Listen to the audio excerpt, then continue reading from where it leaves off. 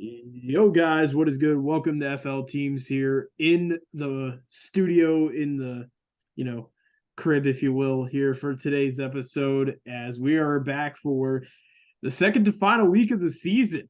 It's a short week for our USF Bulls after coming off their loss to SMU on Saturday afternoon as the Bulls look towards the final remaining slate of the season with Tulsa on Friday and then UCF next week at night. And we are joined, as always, with our special guest and our good friend of mine, Mr. Vaughn Sykora, the former QB himself. Vaughn, how are you this evening? And how's everything going with you? Doing well, man. Excited to be here. Another tough week to be a USF fan. A lot of stuff going on, but once again, hopefully we'll be able to see some exciting young guys step up this week against Tulsa. Yeah, it's definitely the youthfulness, if you will, movement at this point in the season, as the Bulls are basically just trying to look to have something happen in the right direction. It feels like we've gotten so close, gotten that close to having a full, complete game of football, and unfortunately, things just go haywire every week. And for a first year or first game head coach, I should say, because Daniel DePrado has yet to coach a head coaching game until this past weekend. For this first game under his belt, the not the most ideal situation you would have hoped for, and we'll talk more about that as we get into the game recap here in just a second. And I guess that's where we'll kick things off right here. So SMU and USF on Saturday was the contest. It was a noon kickoff for the, I guess if you will, the salute to service game on Saturday. By the way, best uniforms by the USF Bulls. Number 2 ranked on the Uni Swag ranking list I saw on Twitter, so I'm very excited about that.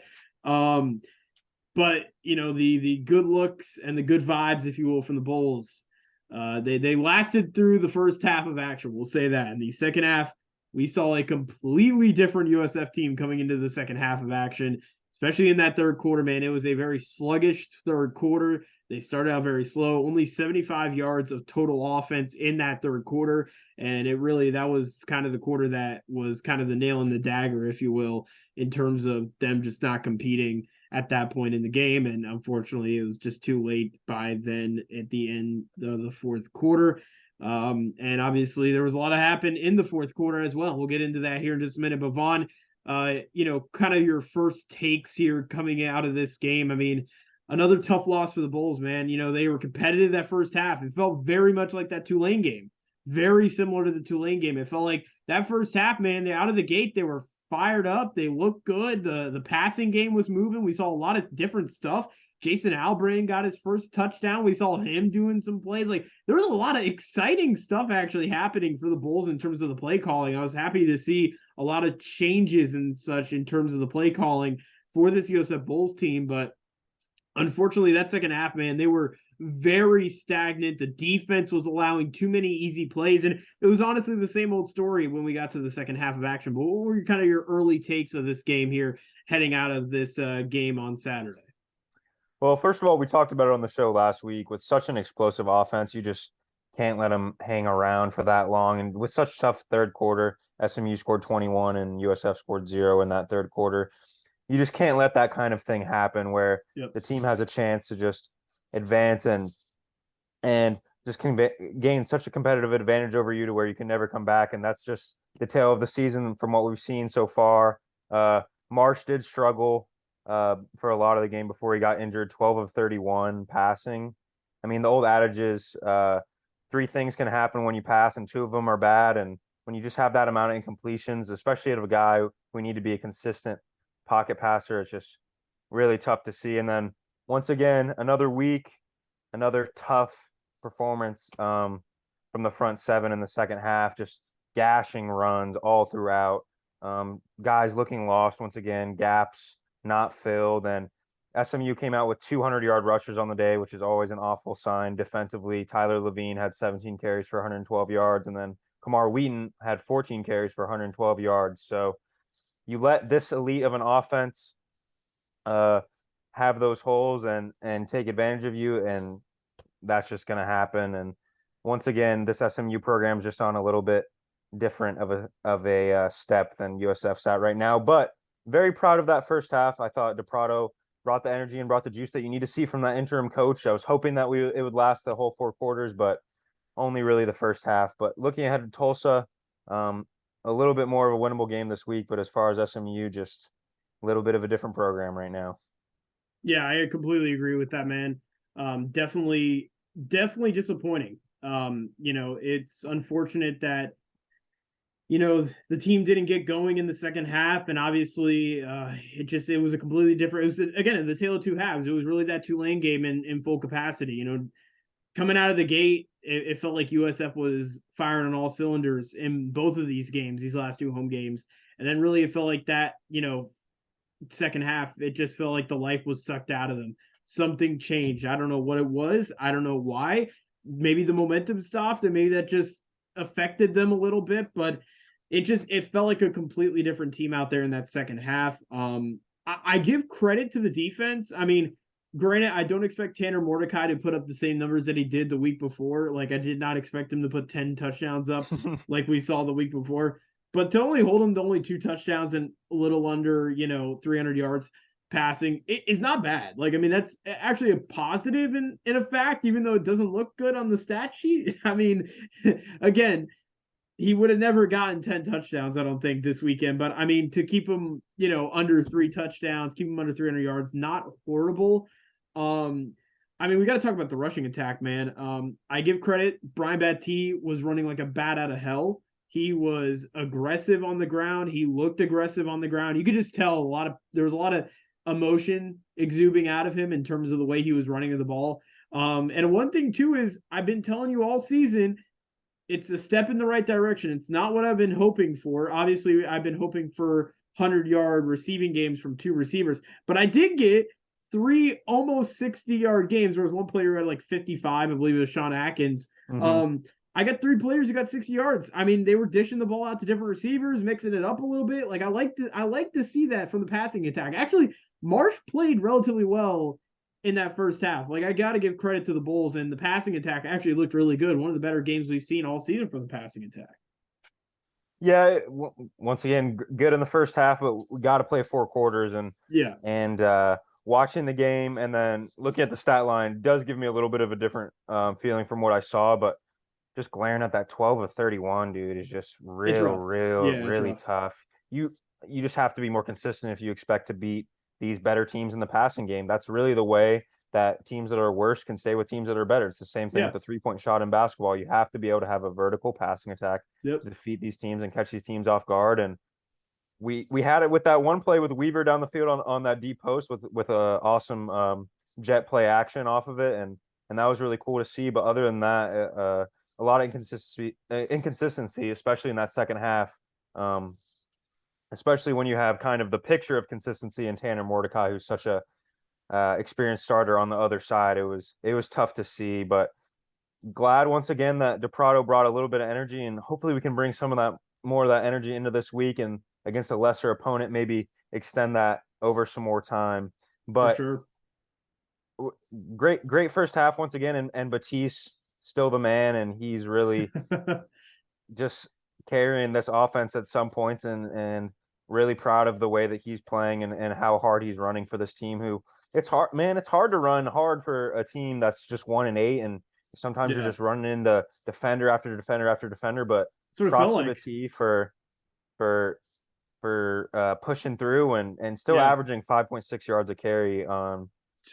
And still facing some boxes when they knew it's like, all right, we don't really have much other than Batiste to defend at this point. So dude, props to him for sure. 26 carries for Batiste.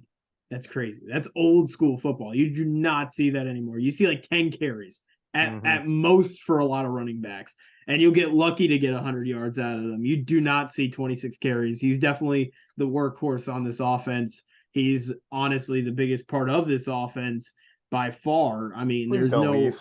Yeah. I mean, outside of Xavier Weaver, who another thing, I saw the long ball finally get executed. Thank God.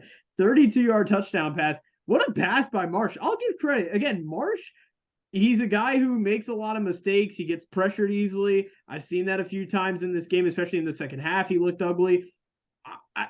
I got to say right now, the stats even show it too. Marsh has made some nice passes. He's definitely improved since his first game against Tulane when he came in for Bohannon. Yeah, he absolutely looks better, and seeing him out there having those couple weeks of practice, he looks a little more comfortable, especially. Yeah. I mean, we're really discussing the first half here, as once Yeah. again he struggled pretty bad in that second half. But I mean, Marsh can put the ball on the money when he has time and when Yeah. everything's going right. But unfortunately, the amount of clean pockets that we're seeing with this O line, it's not a lot. So there really needs to be a guy who can make things happen when plays break down and things don't always go the right way. And that's not exactly Marsh's strength. And I think that's something that we saw in the second half. But with Byron Brown starting Friday, maybe we'll have a little bit more of that explosiveness from the QB position. But as far as Marsh, yeah, I mean, he can put the ball on the money. He's a true pocket passer guy, Yeah. and it's fun to see when it's working, but when it wasn't, it got real ugly for sure. Yeah, and there was a lot of mistakes. I mean, even though he's got 2 picks on the year, which isn't bad. I mean, he's 7 for 2 in terms of his touchdown to interception ratio. Um, excuse me. I mean, he's made a lot of mistakes. Like there are passes that he's made where he's gotten lucky he hasn't got picked off. So it's you can only really take that for granted. Even though those picks don't show up in the stat sheet, they definitely show up in terms of the coaching evaluation of Marsh and stuff. I actually want to bring this up real quick. Actually, I'll bring 2 things up. I have a little story I'll say at the end before this, or after this, excuse me, and I'll say this beforehand. In the last 2 years, we've seen guys transfer out of this program. Jordan McLeod's at Arizona. Timmy McClain's now at UCF. Does Marsh become one of those guys and transfers? Maybe he thinks of himself as because I think Marsh is a project QB. I think he's got more upside than Brown, even though I think Brown has, potential. He's got the abilities, if you will. He's got the intangibles. I think that can make him a pretty good QB, but we also haven't seen enough of him. I'm excited to see what he could do against Tulsa this week, especially in a short week. This is going to be a nice adversity week for him. Um, I just wonder, like, do you see Marsh possibly transferring, especially with now that Bohannon's going to be back, and Bohannon's got to be number one. I mean, it's his final year as a collegiate athlete. He's going to be number one, especially with a lot of the new teams coming in. Yeah, so if Bohannon decides to stay, Marsh would be a possible candidate to transfer. But what I've seen so far from him this year, it's hard for me to see him transferring to an equal level program, maybe an FCS school, but just based off the way he's been playing. But I would love to see, hey, these QBs go down, man, and we've seen it this year. So it'd be great to have Jordan McLeod or a Timmy McClain who could step in and not necessarily right the ship, but have a little bit of experience and camaraderie with these guys. And of course, they're going to be behind Marsh 100%, as they've been saying in the pressers, sure. and that's great. And you can say that, but it's another thing to have a guy who has some real college experience. And Marsh has shown so far with this play that experience just is not there. So he definitely could transfer if he wanted to, but the play just hasn't really been up to par to get enough schools excited, at least in my view. But once again, as you were saying, Project QB could have a much higher ceiling in the future, but right now it's just really tough to see. Yeah, and I know Timmy McClain. I know he transferred out to UCF, and he might get the starting job next year, possibly, depending on what their situation is. I know their quarterback situation at UCF isn't fully situated because I think John Reese Plumlee isn't their main guy. Like they've kind of moved around quarterbacks a little bit this year as well. UCF hasn't really been the most consistent in terms of their quarterback play either, even though the team is in the top 25 in the college football playoff ranking. It would be interesting to see if McClain would have been in instead of Marsh. Because if McClain would have been in, I believe so. He got a year under his belt. I think it would have been interesting to see what he could have done with this offense. I think I would have been a little bit more comfortable, especially having McClain in instead of having a Martian. But I mean, I think if Martian ends up coming back next year, it'll be nice to have a year under his belt. At least he kind of knows what it's like this year. And it's definitely unfortunate that we ended up losing him. It would have been nice to see him finish out the year because he is getting better. He was improving. And again, that was a similar thing with Bohannon. We saw Bohannon improving. He got to that Tulane game. It felt like he peaked, and then he gets injured. And then it's like, then it's kind of figuring out what to do from there. And I'm sorry, I just like knocked something over on my desk here. But last thing I wanted to say though, before we move on here and talk a little bit about Daniel DePrato and our thoughts on his first game as a head coach. Actually did Daniel DePrato's story for you. At the game, I was walking out on the field And Daniel DePrado just came up to us and introduced himself to us. And I think that's awesome as a head coach to introduce yourself to everybody, especially the media people and people who are around working on game day and stuff. That was so cool of him. He's like, "Hey man, Daniel DePrado, nice to meet you." Like stuff like that you do not see anymore by a lot of college head coaches. That was really cool to Daniel DePrado. Again, I really like Daniel DePrado. I hope they keep him around. Maybe even move him up and maybe make him. I don't know if they would put him as a DC, maybe move him into the DC spot or maybe move him in an OC position. I don't know where they would move him. They need to keep him because I really like the way he runs and functions things. I think he says a lot of good things as well. I think he really bleeds this green and gold program. I agree, and I also saw a video of him going up to every home fan after and saying, "Hey, Yeah, thanks for sticking around. We'll see you in 2 weeks," and that's really awesome to see, especially as we know the USF crowd, as we get down 20, 30 points late in these games, they leave. But him yeah, going down there and thanking all of the people that stayed, really just awesome to see as a head coach. Who in college you really got to be a CEO of a program. That's something that's different from the pros and in college, and he's doing a really great job as a CEO right now. It's tough to translate the product on the field.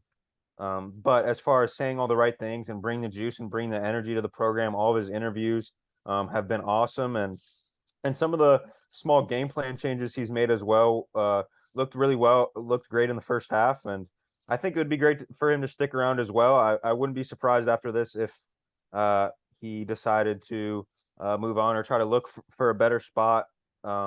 Or a better, I should say, higher opportunity as a head coach somewhere else, because what he's shown yeah. so far, just as the CEO and overall leader of this program, really has been great. And I really hope, because he seems like such a great guy, He that the is. product can really transfer onto the field as well. It was such a random thing too, by the way. He just like was walking in the tunnel. I'm like, oh, this is Daniel DePrado. I'm like, nice to meet you, sir. Like it was very cool. Like it was such a random thing that happened, but it was really cool because I know Jeff Scott did that, I believe, early on in his career, and I think a lot of people do that. But I mean, not every coach does that, and I'm interested to see what he'll do the next couple of games. Obviously, you only got 3 games, so I don't know what he's going to be like and such for that last game. I'd imagine being in the last game, he'll probably really show the fan support and stuff, or the support to the fans. Um, I like the guy again. I think I'm excited to see what he can do. And really kind of now talking about him in general in his first game as a coach. I mean, it was definitely a tough day for him. Obviously, losing Marsh doesn't help, and now having to go to a third string quarterback. I will say a positive to it is that the team, has been in this situation. Like they know what it's like to be in this situation. Like they obviously can't expect it to happen, but they have at least like they know what it's like to be in that situation, losing a quarterback, especially their starter.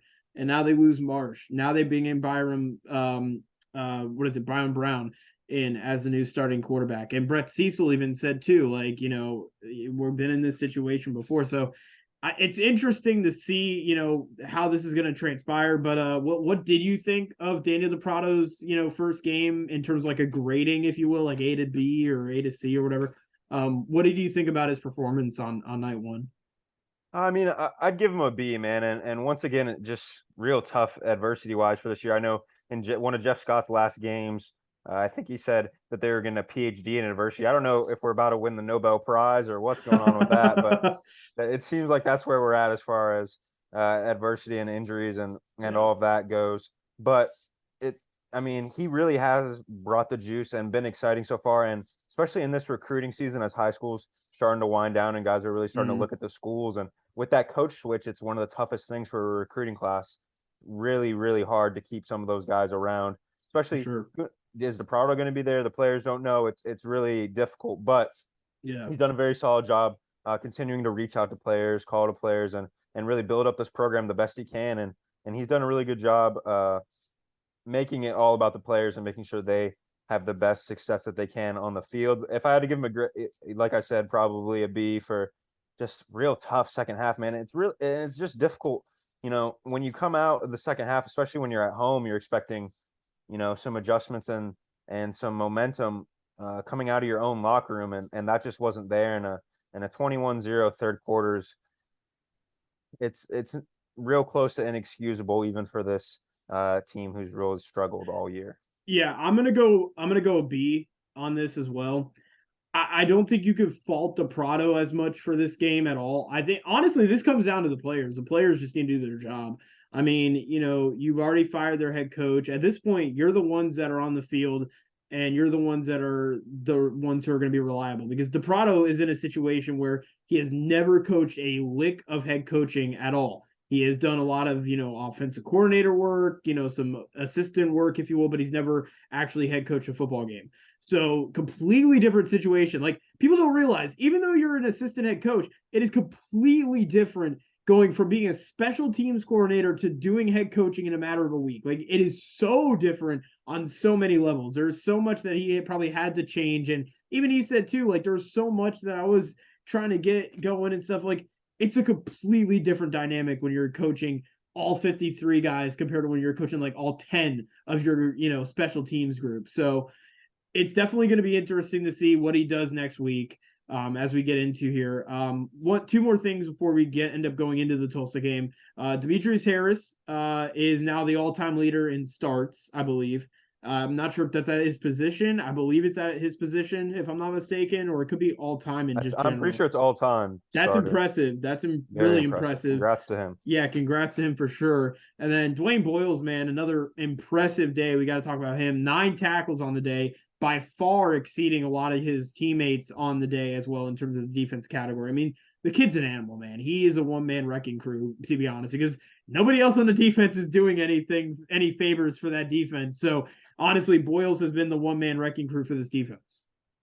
Yeah, I mean, he like we've been saying all year. I mean, he's been our sexy pick for player of the week on defense a lot of the time. I mean, he's what Battie is on offense to the defense. I mean, he's really a true leader out there, Yeah. and it's really sad to see how this season is finishing for such an elite player and one of the better defenders that USF's ever really seen. Yeah. And he's really exciting, and the way that he plays and just flies around the field has been really awesome to see. And Yep. I hope that he does get that shot at the next level. I do too, man. I would really enjoy seeing him get the shot at the next level. Jason Vaughn also had a nice day. He had a 1.5 tackles for loss. No sacks at all. That's a little, concerning, if you will. Very. So again, defensively, just not the day for the Bulls. I mean, even when they were in the first half defensively, they just didn't. They were still allowing some great opportunities, but SMU kind of coughed it up on a lot of opportunities as well. A lot of fourth and down conversions that were missed. So USF kind of got a lot of breaks as well in that first half that I think were kind of foreshadowed, if you will. The defense kind of got lucky in terms of, the stat sheet not looking too bad in that first half. But regardless, again, SMU able to get their 6th win on the year. So they're now going bowling. Probably at the Myrtle Beach or some, random bowl game now. By the way, the there's now 2 Cheez-It Bowls apparently. The Citrus Bowl is now the Cheez-It Bowl. I'm like, oh my gosh. I'm like, and they're both played in the exact same stadium. In Orlando. Yeah. How about that? So very interesting in that aspect. But let's get into this game, man, this Friday night. So the only midweek game. I wouldn't even call it a midweek game. The only during the week game, if you will, for this USF Bulls team on the year. It feels like we've had more in the past, at least in the last couple of years. But I think the Americans kind of changed that a little bit in terms of playing games during the week. But you got Tulsa and we got USF. This was really the only game that was actually scheduled like far in advance. We kind of had to figure out what these games will be played on in terms of the day and the time later in the year as the season progressed. But this was kind of the only game that we kind of knew what was going to happen because it's on ESPN too. So Bulls are going to be on prime time, if you will, 9:00 kickoff. So a little bit of a later kickoff time. So for me, media is going to be late that night, 12 a.m. for me on media. But Vaughn, let's talk about this game, man. Tulsa heads into this game with 3 wins. They've been struggling as well this year. But you can't take away their offense. Their offense has been good. They got an interesting quarterback as well. A guy who's got 2,000 passing yards. Might be the most passing yards we've seen out of a quarterback this season up to this point in Mr. Davis Brin. This is an interesting Tulsa team, man. The record really doesn't show what this team is. Like this team definitely can beat us up a little bit here coming on Friday night if this team isn't ready. Yeah, they have been struggling, but once again, like you said, they've had a couple close games. I mean, they only lost to Ole Miss by 8 points. And Yep. Ole Miss almost just beat Alabama. So their only 3 wins come against Northern Illinois, Temple, And and Jacksonville Jacksonville State. State, With which is an Jacksonville State, FCS team. but Jacksonville State's no slack. They beat They are FSU one and of they're the better going and FCS they're going to be teams. in the and they're going to be in the FBS next year. Yeah, so still not impressive as far as the record for Yeah. Tulsa, Yeah. but an exciting opportunity for the Bulls to once again play a team that's a little more towards their level, like we were hoping for against Temple. They are allowing 33 points a game, so like we were saying last week, USF's going to be able to score, but can we score for 4 whole quarters? But we're really hoping so over here at FL Teams, but defense has not been great. Offense has been solid, averaging 29 points a game on the year. Has had a couple duds against Navy. They didn't really show up. So we're not really sure what Tulsa team will get on Friday. They have been kind of an up and down team as far as had some closer games against Cincinnati and Ole Miss towards the beginning of the year, has been And struggling. Wyoming. And Wyoming as well. Wyoming has struggled a little bit on this year as well, but Tulsa has put together some better performances as of late. But a team that is a little bit more on USF level, and who knows, sneaky Friday night game, weird late night vibes. You know, I'm trying to grasp at straws here for USF's chances, but I think it's really going to come down to how does the starting quarterback play and in his first start, and at least he gets a shot against a team who a little better than coming in the second half against a Tulane team who has cemented themselves as a top 25 college football playoff team here. I agree. Yeah. And I mean, yeah, really, I mean, the big question this week is going to be Byron Brown. I mean, what is he going to be able to bring to the table? Now that he's got a week of practice, and again, it is a short week. I mean, remember, they're going to get one less day to practice with the game being on a Friday night. Now, obviously, then you get one extra day of rest next week when you get into the UCF game. That's probably going to be nicer to have. I would rather have that than this.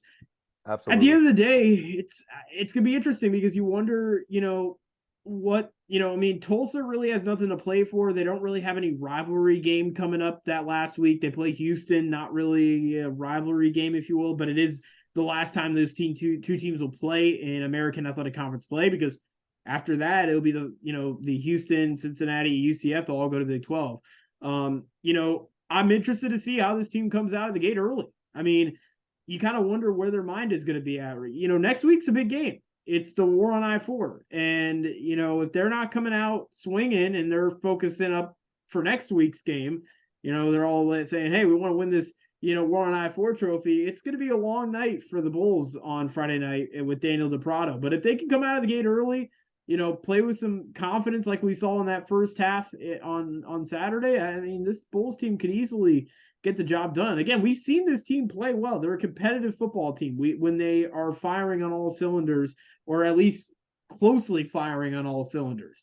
And unfortunately, it's as you mentioned, it's a matter of playing a full 4 quarters and playing complementary football, and we have not done either of that. So it's going to be very interesting to see what Byron Brown does this weekend, or this Friday, excuse me. And it's going to be interesting to see if this team can play complementary football all 4 quarters. Absolutely. And Byron Brown, little report if you don't know anything about him. In his high school senior season, he did pass for 3,703 yards, 43 touchdowns, and 4 interceptions in Roswell, North Carolina. Yeah, he was like Mr. Football. Yeah, I believe so. And ran a 4.840, so he's not exactly the fastest guy, but he can move around. Was able to watch some of his tape, and it's pretty exciting. Fast release, and love the way he can throw the ball around, but is he going to be plagued by those rookie mistakes? And the answer is probably yes. Yeah. It's really tough to start any football game your first time. I mean, there's so much going on that the fans don't even realize that a QB really has to watch over and read on a defense. And I hope that, and I know that DePrado will try to keep it as simple as possible for him. But the defense also really needs to show up. This is a Tulsa, or this is a team that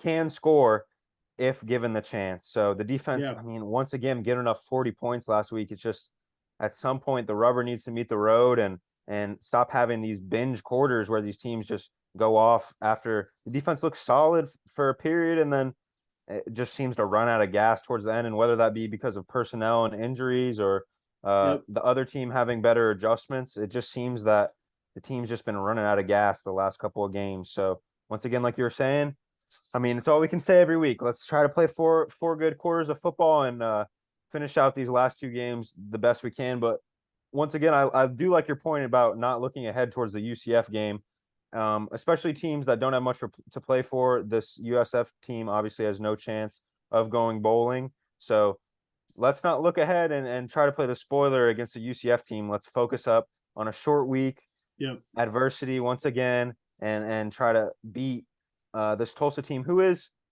very beatable, especially compared to an SMU or a Tulane. They are beatable, but they are not a team to be overlooked either. Like they are very much a good team. I mean, you look at their first 3 weeks of the season. Their quarterback Davis Brim threw for almost 400 yards in each game. Actually, he threw for 400 yards in 2 of those 3 and 300 in his second game against Northern Illinois. Now, granted, those were against lesser schools, if you will, lesser competition. He kind of got back on planet Earth or ground checked, if you will, in terms of his later games once he got into conference play. But I mean, he's got a reliable receiver, man. He's got a kid who is dominant this year, Keelan Stokes, who's got already over 1,000 yards on the year. He's a 1,000-yard receiver. Definitely going to be a combo they're going to have to watch out for, similar to the Curley combo with Tanner Mordecai over the weekend. It's going to be interesting, man. This is going to be a very interesting game. Again, next week's game is USF's bowl game, basically. I mean, they're playing for a trophy. They're playing for an opportunity to bring home that War on I-4 trophy. And I don't know if you've seen on Twitter, but people have been talking about, is UCF going to bring out the golden shovel that USF did when they left to go to the Big East? Mm-hmm. Are we going to see UCF bring out the golden shovel and turn the tables, if you will, next week? We'll see. We'll see what happens. But let's talk a little bit more about this game. Let's kind of do our players to watch, if you will, on offense and defense for both teams. And then we'll make our predictions for this game here on Friday night. So I'll begin with you, Vaughn. We'll begin on the offensive side of things. Who do you have as your offensive player to watch for both USF and Tulsa? So for Tulsa, once again, touching on Keelan Stokes, he's 5'10", he's explosive, 63 catches so far this year for 1,032 yards and 6 touchdowns. Kind of a guy you can get involved in the screen game and the slant game. Can really be all over the field, and a guy that can if he touches the ball, it could go for 6, especially with some of the tackling we've been seeing from this USF defense. So a guy that the Prado needs to be focused on stopping. Otherwise, he could have a field day against this USF defense. I agree. I'm gonna go. So this is an interesting pick because if you look at the stat sheet the last couple of weeks, Davis Brin has been kind of battling with Braylon Braxton in terms of the quarterback play. He also Braxton, did have a shoulder injury as well. Yes, that's also as well. Braxton got a majority of the plays. If Brin is healthy for Friday, which I'm not sure exactly if he is or not, I believe he will be. He will be. All right, I'm gonna go Davis Brin then. Brin's had a nice season, 2,000-yard passer. That's pretty solid for the year. 17 for 8 in terms of his touchdown to interception. If stat sheet, if you will. I mean, he's had a great season, man. He's looked good, almost 60% completion percentage. The kid's played well this year, and he looked good early on. And this is a USF team that's, I would say, up there in terms of competition wise with like a Wyoming in the world and Northern Illinois, not as tough competition as some of the other teams they have to face this season. So I'm going to say Davis Brin's a man to watch. I mean, if he can, fire to, as you mentioned, Keelan Stokes, if he can get that kind of connection going a little bit, it's going to be a rough day for the Bulls on defense. Yeah, man. I mean, don't want to say I'm excited to see what he can do, but with the way that these DBs have looked, it's just they look lost sometimes on the play action and the team when teams go over the top. So. And the no huddle, dude. Yeah, it's just been a comedy of errors a lot of the time on the year, but hopefully that can turn around a little bit Friday, but not if Davis Brin has anything to say about it. But as far as my USF offensive player of the game, as we've been talking all show, Byron Brown, what's he going to do under center? How does the offense change with him? How much simpler does it look? Is Batee going to be having to carry the ball 30 times for this team to have a chance? how much of an opportunity they're going to give him. Okay, it's 3rd and 5. Should we maybe run that draw play, or should we put the ball in Brown's hands? Does Yeah. DePrado really trust him to get the job done? And I'm really excited to see what he can do under center. I agree with that. I like that pick. I'm going to also go with Byron Brown as well. I mean, that's an easy pick. I think there's so many questions surrounding him. Another person I was going to say too, and mainly because I got to see a little bit of him play on Saturday, is Jason Albrecht got some more touches on Saturday. He got his first career touchdown as well. Very interesting. A lot of people were saying Mike Allstott vibes, wearing number 40, Allstott, Albritton, similar names, running in Tampa. He looks like a fullback. I I already like said that. I like too. that. I already said too on Instagram. I said Albritton up the gut. Is that going to become a thing? Maybe. So I don't know. We'll see. But no, I would like to see what Albritton does this weekend. But I'm gonna go with you as well. I'm gonna go Byron Brown. I think there's so many questions going into this game, as you mentioned on Friday. I mean, just what is he going to be able to bring to the table? What can he do in his first start with all this adversity, with the short week? I mean, there's so many questions heading into this game that how can he not be the player to watch? Because he really will be the player to watch. And we try to steer away from some of your main guys and stuff, if you will. And we don't want to pick the same guys, but he is going to be the main guy to watch. And the quarterback position is really going to be the key for both teams, honestly, heading into this Friday. Yeah, man, I'm very excited to see what he's able to do on Friday Yep, night. But for as far sure. as my guy for defense, for Tulsa, I had Kendaren Ray. He's a 6'3" safety who can really come down and play the run. You don't really see that often where a safety is third leading on the team with tackles. He has 73, 3 forced fumbles, and a pick on the year. So a guy that can really move all over the field, fill gaps, blitz. He's going to be all over the place for Tulsa, and he has been very solid for them all year long. I'm going to go with a linebacker. I'm going to go Mr. Justin Wright. Justin Wright's had a very nice season this year, 2 sacks on the year. He's got 2 picks as well and a forced fumble. The kid's been hot this year. I've watched him play a few games this season in the American Athletic Conference games that they've had, especially against Navy. He had a good game as well. The kid's been good, man. He's really looked good this season at the linebacker position. Honestly, the linebacker position is probably I would say, toughest position. Like that middle of the field, that linebacking group that they got there at Tulsa is a solid group and a solid bunch. That's gonna be really the tough part to defend and such, in terms of offensively speaking, in terms of that line, is those linebackers and seeing where they come off the edge and such. I'm really intrigued to see what they end up doing defensively in terms of Tulsa, especially with those linebackers that they have there with this Golden Hurricane squad. Yeah, and once again, we don't know what Byron Brown's going to do, and neither does Tulsa. So Yeah, it'll be interesting to see how they line yeah, up and how they play him, and I'm assuming what they're going to do is load the box and play some pretty for sure. soft coverage and force him to throw the ball, but that could be a case for some exciting football for USF, and Yeah. hopefully Byron Brown can take what the defense gives him. But that linebacking core has been special for Tulsa. I know a couple years ago, Savin Collins was drafted out of there as well, so they've had a history of a very solid linebacking core as well. Yeah, remember Byron Brown's only had 6 minutes of play basically. He had 5 minutes in the last game, and he had like a minute in the Temple game, and we barely saw much of him. And the last game, it was a garbage time touchdown that he had. So you really don't know what you're going to get out of Byron Brown, because he really hasn't played any competitive football, if you will, up to this point so far. So this will be his first competitive lick of football here heading on the Friday. Defensively, who do you have for USF? We've always picked Dwayne Boyles, man. But it's kind of hard not to pick the guy. So who do you have here with your defensive pick? Well, this week I had Vaughn Hicks. He was second in tackles last week and had a TFL as well. And as I've been saying all year, the front seven really needs to step up. There should be no reason, with Temple, 256-yard rusher, and last week 2 100-yard rushers. This team really needs to be able to clamp down, and when there's guys in the box, make the tackles. And Devon Hicks is part of that linebacking core that really just needs to step up if USF is even going to have a shot to win this game on Friday night. Yeah, this was a tough pick for me. I'm gonna go Jason Vaughn though. Vaughn, as I've talked about in the past, has been dominant up front in terms of getting to the quarterback. He's been kind of the main guy to get to the quarterback for this Bulls team this season. I've really been impressed with what he's been able to do this year. There hasn't been, as we mentioned, hasn't been too many bright spots defensively this season for the Bulls. And I think he's been kind of one of those bright spots. He's an interesting player to keep an eye on, especially defensively. I haven't watched too much Tulsa football just because of the play that they've had this year, but I'm interested to see what he can do up against this Tulsa offensive line and maybe try to get to the quarterback at least once. It's weird. He doesn't have a lot of tackles on the year, which not a lot of guys on this team do. I mean, Dwayne Boyles is by far leading in tackles for sure, but he definitely has a lot of sacks on the year. He's got 5 total sacks on the year, which is, I think, leading the team if I'm not mistaken. So definitely a kid to watch out for. I'm excited to see what he can do here upcoming on this Friday night. But Vaughn, let's close things out, man. Prediction time. The final road game of the season. Crazy to think about, man. We've already gotten to this point. Like, it's crazy how quick this year went.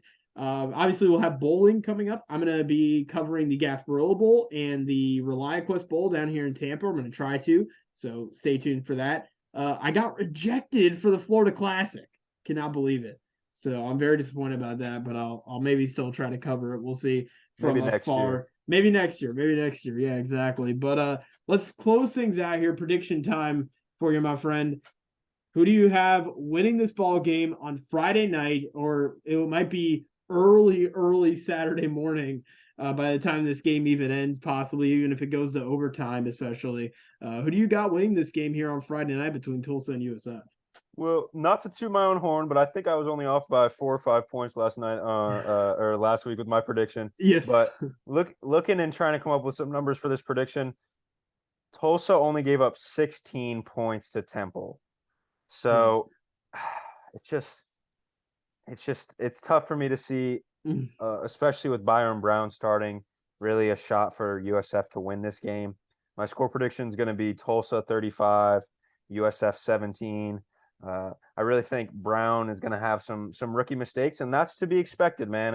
And that's part of the process of loving kind of this rebuilding process for them. And I think it's going to be a tough game, but hopefully DePrado can bring some juice and bring some energy and really prove me wrong Friday night. But what about you? What would you have for your prediction? I think this will be close. I actually think it's going to be a close fought game. I feel like this is going to be kind of low scoring, if you will. I'm going to go in kind of a closer, if you will. I think Davis Brin I think they make a drive downfield late in the game. I think the defense costs one up maybe in terms of USF. They cough up a nice drive by Tulsa. I'm going to go 27-21 Tulsa getting the W. I think it's going to be very hard fought. It's a Friday night game, kind of, as you mentioned, a weird time frame, 9 o'clock, prime time.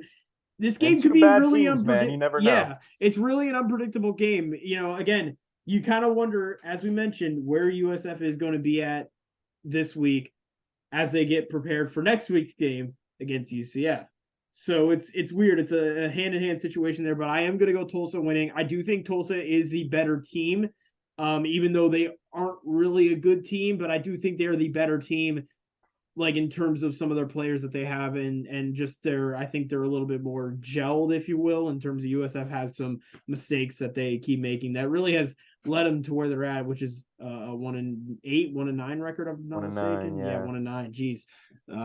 So I'm definitely gonna go Tulsa to get the job done here. But it's gonna be close. I do think it'll be close. Yeah, man, like you were saying, weird Friday night. I mean, these two teams really have nothing to play for, so they can both really leave it all out on the field and take each game one game at a time. And hopefully that's what USF does and doesn't look ahead. But like you were saying, Tulsa's looking like a little bit of a better team right now. But Friday night, I mean, we got to play the game, man. And I'm excited to see what the Bulls can do. I'm looking forward to it, man. It should be fun. Again, the only kind of midweek game, an early week kick. Especially now that the USF game got moved, or UCF game got moved. And it's a night game. Off of that Friday night, yeah. Yeah, and it's a night game. Looking forward to it, man. I'm excited that it's a late night game. I get a couple days off to rest then afterwards. I got next week and going to a concert next week, so I'm looking forward to that. So very nice. I got some time off next week, so it's all gonna be all good, man. I'm happy that we got this Friday game and stuff. I get to relax a little bit in terms of the weekend, but yeah, man, looking forward to the Friday's game. It should be a fun one. Again, the late night kick and the prime time kick on ESPN2. So looking forward to it, man. Next week is it, brother. UCF and USF, the biggest game in a while for USF in terms of just the hype and the surround. Like, this is so massive like it's beyond any game, like because of the rivalry and also because UCF is going to the Big 12. There's a lot at stake next week. Yeah, and especially trying to create some positive momentum going into the next season, and every game's a chance to improve the record and really show what some of these young players can do, and that's really the Super Bowl next week. But really got to focus up on this Tulsa team and try to get it done Friday night, and hopefully DePrado can bring a little bit of juice to the post game presser after a Bulls win. But we'll see, man. I'm excited. One more thing I wanted to say before I close things out here. John Gruden was spotted at the USF game last night in basketball. Now, granted, his I believe his son or family, I believe it was his son, is the director of basketball operations for Stetson. He's been known to frequent a lot of USF men's basketball games. He goes to a lot of them. He goes to a lot of the USF events in general because obviously he grew up, lived in Tampa, went to played for the Bucks and all that. Gruden to the USF. I mean, is it a thing? Is it a thing? I think he supports this program a lot. He would be great in the aspect that he would actually support this program. Like, don't get me wrong, Jeff Scott was great at supporting the program, but I barely saw him. He obviously it was in season, but didn't really go to many basketball games. Didn't see him at many other events outside of doing the coaching and stuff for football. John Gruden, would he be? I mean, obviously we know he's a candidate. We know people are interested in him. I mean, does it happen? I mean, I know it's weird. Last night was weird. Again, he has, family ties and all that good jazz, but maybe he was visiting. You never know. There's a lot of questions with that. A lot of people were kind of interested on that on Twitter last night. I was looking at it. Yeah, I know there was definitely a lot of fans kind of peeking their heads and saying, "Oh, Gruden," but I don't know, man. I think it's just him showing up and supporting the team. I think once again it'd be really tough, especially with where this university is at, trying to hire him. And I just don't know if he's in a spot where who knows if he even wants to coach. I mean, obviously he signed that long deal with the Raiders, but a lot of stuff has gone on since then. And in my opinion, I really think he was just there to support his son and go to the USF basketball games like he's done before. But some very exciting other candidates as well. And as more information comes in, we'll try to distribute that to you guys. But as far as Gruden goes, not really 100% sure that that's the move, but interesting to see. And the rumors are always fun. And I also wanted to put one quick thing in.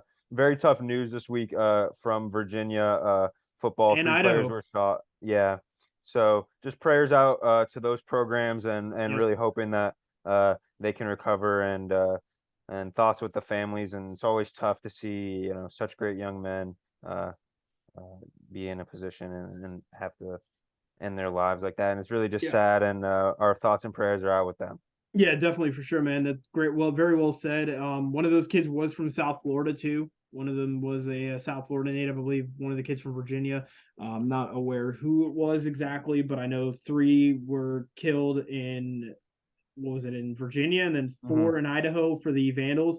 Vandals used to be in the FBS before they ended up moving back to the FCS. But yeah, definitely unfortunate, man. It's unfortunate to see stuff like that happen. It happens way too often in college, I feel like, especially nowadays. And sometimes it's not intentional. Sometimes these, I mean, obviously you never want to see stuff like what happened with the shooting and stuff, but I mean, a lot of times there's stuff that happens and, when life calls, it calls, man. So it's unfortunate, but definitely our thoughts and prayers go out to everybody with that. It's definitely some sad news happening in the college football world. I know somebody had said maybe Ohio State, I believe they're playing Virginia this weekend. So they said maybe Ohio State will put something on the back of their helmets to honor them. So it'll be cool. It'll be very classy and stuff for them to do that. So we'll see, man. But yeah, it's going to be an interesting week on Friday. And then we got the UCF game. We'll see again if John Gruden ends up maybe coming back. I personally don't think he's going to come back into coaching. But we do get Frank Caliendo, though. So, we got that Caliendo connection. It'll be good. We can do a lot of stuff with that. So, I don't know. We'll see. But regardless of that, man, Vaughn, Sykora, Dylan Spaulding here on FL Teams. Peace out, guys. And we will see you guys next week for the War on I-4, the final episode with me and Vaughn here on the year.